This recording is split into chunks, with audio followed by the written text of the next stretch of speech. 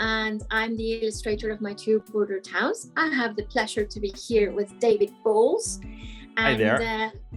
We're going to chat to you guys, class from Miss Sarah Dunn. Yes, we're so happy to be here with you talking about this book. Each of us is going to talk about how we wrote and then illustrated the book, and we're going to show you some pictures of the places in real life that were inspiration, where we got our ideas from. So I have lived here on the border with Texas and Mexico my entire life. When I was a little kid, I would go across the river with my dad to visit our friends and family there. And it was a really fun thing for me to hang out with my cousins, to spend time with my great grandmother, hearing her stories, to eat food over there, and to buy all kinds of cool things that we couldn't find in the US. So then when I got married and had kids, I wanted my own children to also have that experience. And I would take them across very frequently until they all grew up. And then it was just my wife and me going back and forth across the river. And we started noticing that there were people who were living on the bridge, who had started putting tents and bringing their children and sleeping on air mattresses and hanging their clothes up to dry after washing them. And as we started talking to them, we discovered that they were looking for some safety. They had come from other countries where there was a lot of danger, and trying to be safe and to make sure their children were safe, they had come to the border with the United States. They wanted to seek asylum, to seek refuge. That means safety, right? And I started thinking about how my own kids, when they were little, would have thought about all this, and how they would have become friends with the children on the bridge and wanted to help them. And so I wrote this book, which is about what it's like to live on the border and be able to go back and forth between two border towns, but also what it's like for people who can't go back and forth and who are stuck in between. And just to kind of make people realize that there are families that are experiencing really, really tough times and need our help. Just like the boy in this book helps the families, we should do the same thing. I want to show you some images from this area where I live that helped us to come up with ideas for the book, for the writing of the book and illustration. So here is the place where you cross from the US into Mexico. Some other images of it, and you can see you're looking down a main street. There is the three-dimensional image of the Mexican Eagle flag. There's the big eagle holding a snake in its mouth, which is on the flag. Lots of different pictures of that. Here it is again. Here it is, like right as you've crossed over. If you're walking, there are usually some soldiers guarding the entrance to Mexico, just to make sure that everybody's safe.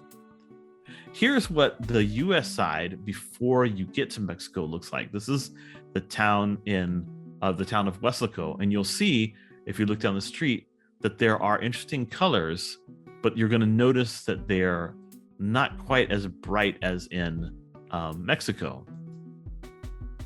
Here's that same street a little bit further up, a street that I have spent a lot of time going up and down. Here's a street in another town of McAllen, downtown, and you'll notice that a lot of the signs, even though this is the US, are in Spanish. Like that big sign that says gigante, giant, okay? Just to show you that you can be on the US side of the border and have a lot of signs in Spanish. And here's people selling stuff on the sidewalk in the US.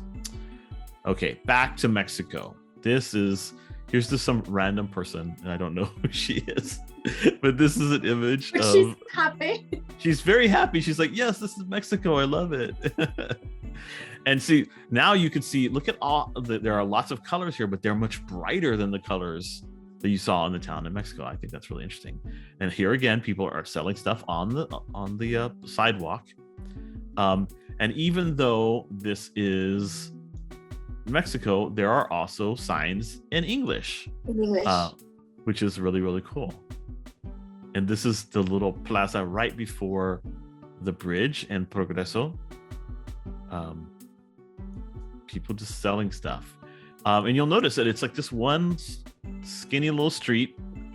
Sometimes they close it off for celebrations and people just fill the entire street up, which means that you have to drive along. Like, there are side streets that you have to go up and down. And you'll see that there are people selling corn and other great things on the street.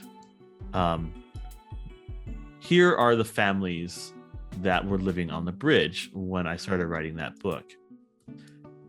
Here's some more images of them from the bridge between Progreso. Here's the long line that takes so long when you're coming from Mexico back to the US. It's really, really tough sometimes. Here's an image of the river that the bridge goes over. And Erika did a beautiful job of showing that river in the book. Here is the thing that they installed halfway across the bridge so that nobody could step on US soil without first showing that they had the right passports, and which means that the families are stuck. There's the same thing for the cars. A checkpoint right in the middle of the bridge. And you can see they put barbed wire. They were really, really serious about nobody ever crossing. There's the nose of my wife as I'm taking a picture across her face as she's driving at the families that are on the other side. And there's the image again with her shoulder and the top of her head. My wife's head has made an appearance it would have been hilarious to include that in the book. And here the families, they were living for months there, and they had to help each other out. So some of them were good at cutting hair, and they would be barbers for the other people. And you can see that tourists still had to walk by them to get back across to the other side. And you can see here in the back these are the children. They were from Cuba, that I would talk to from time to time, and that were the inspiration from the friends of the boy in the book. Okay, so that's just to give you an idea. I'm going to stop sharing the screen now of some of the real life places that inspired the story in the book, and then maybe to some degree the illustrations. I know that they weren't the only thing that you pulled from, but maybe you can tell the kids other stuff you did. Yeah, well, a lot of questions that we received were about the cover, and I'm going to address them, but it's good that David has already showed us some of the inspiration for the book, because now I'll be able to explain to you guys a little bit better the elements in the cover. Now, you guys were asking why the pink and why the blue. Well, he's already showed you how the Mexican side is very sort of vibrant, and there's a lot of very bright colors, really yellows and really reds and blues. And pink tends to be one of the colors that we associate with Mexico straight away. I don't know why, but we love pink. Pink is everywhere and we really, really like it. But what I tried to do here is I tried to create an area that actually was a little bit softer with the pink, and an area that was a little bit more intense. And this is basically to show the duality, meaning two things that live in a single element that comes by with living in the border. So someone who lives in the border actually has got two towns, which explains the name of the book, My Two Border Towns. Someone who lives in the US side also feels at home in the Mexican side, and someone from the Mexican side who's able to go to the US side feels very much at home over there as well. So the idea was to show the duality, but also the duality in the boy. Again, duality meaning two things living in a single being. So the blue element that some people have already noticed that kind of looks like water is supposed to be water, because we've got the river, which is such a central element in the book. So we've got the water running through here, but if you pay attention to the drawings behind him, we see the same boy. So we kind of get the sense that it's a reflection. He's being reflected on the water of the river.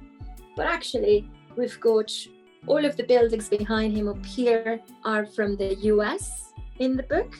Some of them are actually buildings that David was showing us just now in the images that he shared. And then on the other side, we've got a lot of places from Mexico, actually. So the quickest way to realize that this is true is by looking at the lampposts. The lampposts in Mexico are very raw and they've got a lot of cables. And in the US side, they don't show any cables and they're very sort of stylized and, you know, old school, like from the 1950s, from a long time ago. So these are the little subtle ways in which I was able to make all of these drawings and to try and make them feel different than like for each side of the border. Some of the stuff that David was showing are here. So for example, here's the river that he was talking about. And then here's the gigantic sculpture of the eagle that he started his presentation with. And with the book that you guys have got at home, well, no, not at home, but in your classroom, I'd love for you guys to actually spend some time looking at this page, because a lot of the images that David showed are actually depicted in here. There's tiny little drawings, for example, of the dentist. If you look at the presentation that David just showed, you'll find a little tooth, the little purple tooth in one of the photos.